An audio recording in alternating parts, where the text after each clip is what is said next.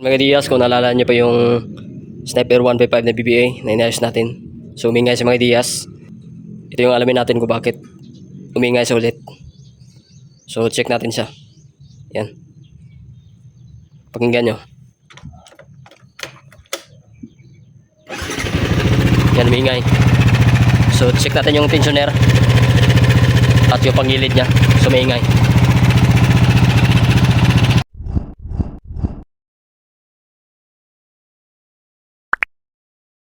So dito mga Diaz, upon checking natin, so tensioner lang pala yung sanay ng iyang ingay. So bumigay yung kanyang tensioner. So na-check ko. Ito. Makikita natin ito, maluwag na yung kanyang timing chain. Yan. Maluwag na siya. Yan. So kaya pala may ingay siya. So tensioner lang. Yan. Palitan natin yung kanyang tensioner. Tanggalin natin, pero dapat itap muna natin siya bago natin tanggalin to, yung kanyang tensioner. Yan. Kadalasang issue sa mga Sniper 155, 150. Yan, yung sa kanyang tensioner. So palitan natin. So ito na mga Diaz, na bottom dead center na natin. Yan. So tap na natin siya. So hindi makikita. So bago natin tanggalin yung kanyang tensioner. Yan, pakita ko sa inyo mamaya na sira na ito. So ito yung sanay ng ingay niya. So dati pinalitan natin ito ng rocker arm, yung kanyang pin. So at yung kanyang bearing, ayan. So dito bumigay pa rin yung tensioner niya. So hindi ko lang alam kung original ito dati or hindi. Ayan. So palitan natin yan. Tanggalin natin. So ito naman Diaz, yung nasira sa kanya. Yan. Tanggal na yung kanyang spring. Naputol na. Yan. So ito yung kadalasan issue sa mga Sniper 150, 155. So kapag ganito, kapag ganong tunog mga Diaz, huwag kayo agad kapag sabihan kayo na ibaba ang makina. So wag muna. So ito muna yung unang i-check nyo, yung inyong tensioner kapag ganong tunog ano nyo.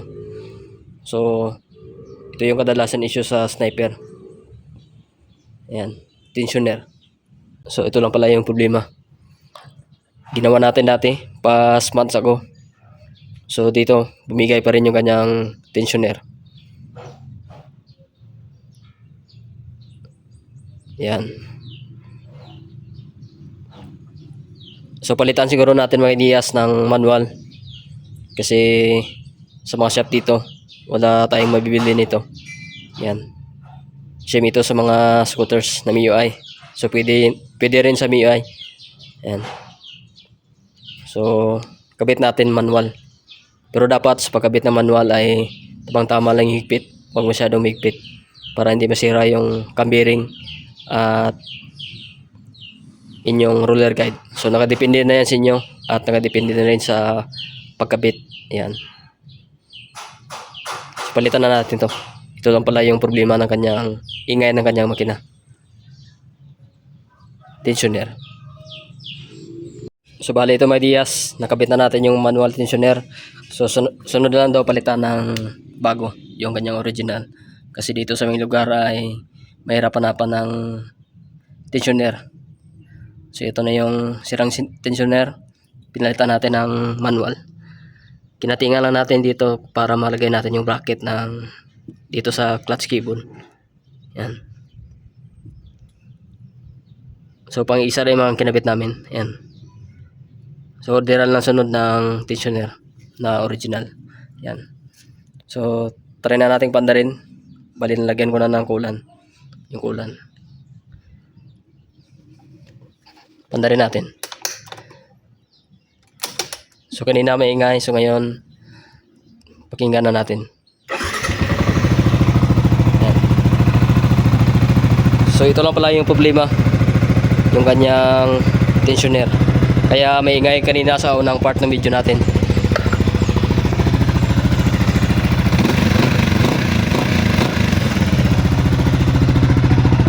Yan, bumalik na sa dati at tahimik na. So dapat sa pagkabit nyo ng manual, dapat i-check nyo yung timing chain. Dapat yung pag-adjust nyo, huwag masyadong maigpit. Kasi pag maigpit yung inyong timing chain, itendency na masisira ang inyong cam bearing at inyong roller guide pag sobrang higpit ng timing chain. So dapat tamang-tama lang sa pag-adjust.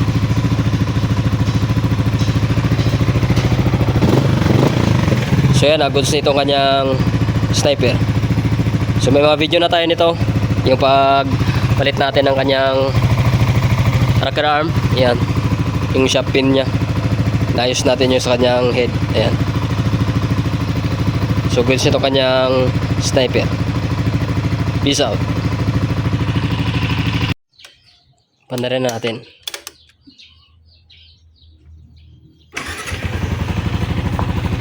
Sir Magdias, goods nito ang sniper. Ayan. Wala na yung ingay niya. Kasi ito lang pala yung dilan tensioner.